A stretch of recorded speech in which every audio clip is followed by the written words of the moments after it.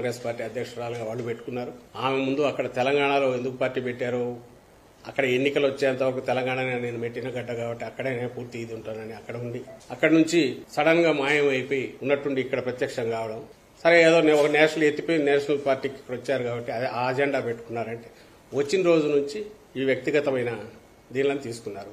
ఇంకొకరైతే దాన్ని ఏమంటారు మర్డర్కు సంబంధించి అది ఒక్కటి తీసుకుని ప్రజలకు అప్పీల్ చేస్తున్నారు. కోర్టు పరిధిలో ఉన్న అంశాల గురించి కూడా అడ్డగోలుగా మాట్లాడుతున్నారు. ఈ రెండు రాంగ్ థింగ్సే, ఈ రెండు తప్పు. కానీ వెనక ఆడిస్తున్నది చంద్రబాబు నాయుడు. ఆయన జగన్మోహన్ రెడ్డి గారిని వేరే రకంగా ఎదుర్కొనే శక్తి లేక ఈ మహిళలు ఇద్దరి మీద డిపెండ్ అయ్యి వాళ్లను ముందు పెట్టి వాళ్లతో కూడా అటాక్ చేయిస్తున్నారు. ఈ 5 ఏళ్ల పాటు షర్మిలమ్మ ఆమె అసలు దీని గురించి మాట్లాడని ఆమె ఎక్కడ ఈ రోజు ఉన్నట్టుండి వచ్చి ఎందుకు అంటున్నారు?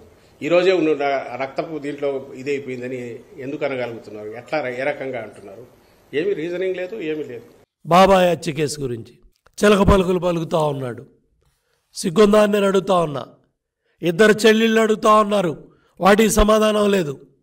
హత్యలో ముద్దాయిలు పక్కన పెట్టి తిరుకొని పోటీకి పెట్టి పక్కన పెట్టుకొని మాట్లాడుతూ ఉన్న జగన్ రెడ్డి మాట్లాడడం, ప్రభుత్వ జీతం ప్రజల పన్నుల డబ్బులు తీసుకున్న సజ్జల రామకృష్ణారెడ్డి ఇంకా సన్నాయి నొక్కులు నొక్కుతూ బాబాయ్ హత్య మీద కోర్టుల్లో ఉంది, ఎందుకు మాట్లాడుతున్నారు, మీరే మాట్లాడిస్తున్నారు, ఇంకా సిగ్గు లేకుండా ఇంకా నువ్వు సమర్థించుకునే కార్యక్రమం చేస్తున్నావు అంటే దీనికి సమాధానం చెప్పమని కూడా నేను సజ్జల రామకృష్ణారెడ్డిని డిమాండ్ చేయటమే కాకుండా ఇమ్మీడియట్గా నీకు సిగ్గు శరం ఉంటే, చీవనెత్తురుంటే ఇమ్మీడియట్గా ప్రభుత్వ సలహాదారు పోస్టుకి రాజీనామా చేయి.